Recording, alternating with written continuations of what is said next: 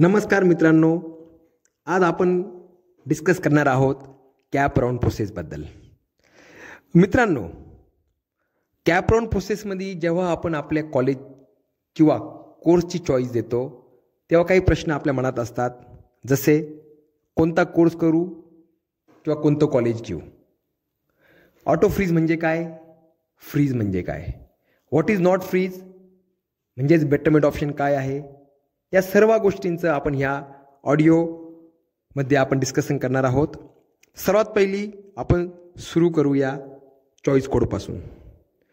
मित्रांनो, लक्षात ठेवा, choice code is a combination of college and course. Choice code हा फक्त कॉलेजचा किंवा चॉईस कोड फक्त कोर्स निवडण्यासाठी नसतो, तर choice code is the combination of college and course. तर आपल्याला ह्या दोघांमध्ये बॅलन्स असा साधायचा आहे की एक चांगलं कॉलेज पण आपल्याला भेटलं पाहिजे आणि ज्यामध्ये मला इंजिनिअरिंग करायचं आहे तो कोर्स पण मला भेटला पाहिजे.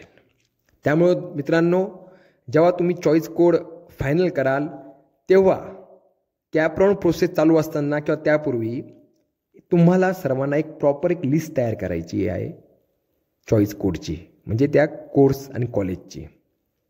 आता जेव्हा तुम्ही कॅप राऊंड प्रोसेसला जाल त्यात काही महत्त्वाचे टप्पे आहेत. जसं तुम्ही ऑलरेडी रजिस्ट्रेशन केलेलं आहे, डॉक्युमेंटेशन प्रोसेस सगळी केलेली आहे, मेरिट लिस्ट डिस्प्ले झाली आहे. आता तुम्ही कॅप राऊंडचा फॉर्म भरता आहात किंवा भरला असेल. आता लवकरच एक allotment provisional allotment list display होईल, ज्यामध्ये तुम्हाला 3 ते 4 वेगवेगळे आपण केसवर डिस्कशन करूया. सर्वात पहिली केस, ऑटो फ्रीज म्हणजे काय.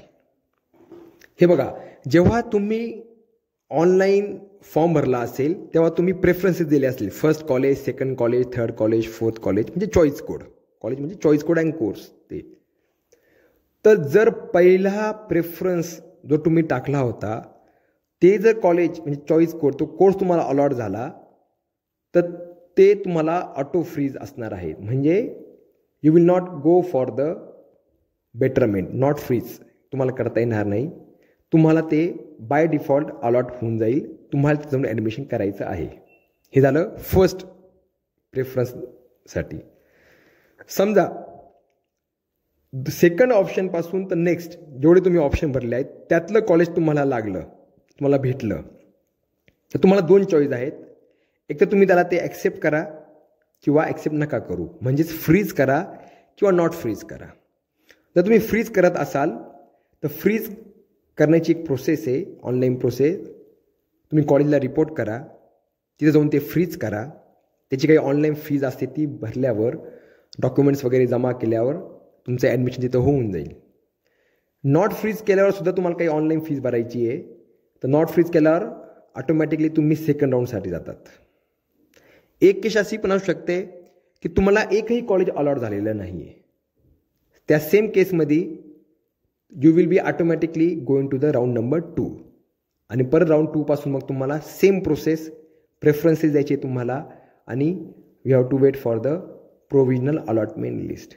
तर मित्रांनो, हे सर्व कन्सेप्ट आहेत auto freeze, freeze, not freeze म्हणजेच बेटरमेंट ऑप्शनसाठी. आणि चॉईस कोडबद्दल महत्त्वाचं जसं मी सांगितलं तुम्हाला की चॉईस कोड हा तुम्हाला बॅलन्स साधायचा आहे चांगलं कॉलेज आणि चांगल्या कोर्ससाठी. तर मित्रांनो, आशा आहे की तुम्हाला या ऑडिओ पॉडकास्टमध्ये या ऑडिओमधनं तुम्हाला तुमची महत्त्वाची माहिती भेटली असेल. धन्यवाद.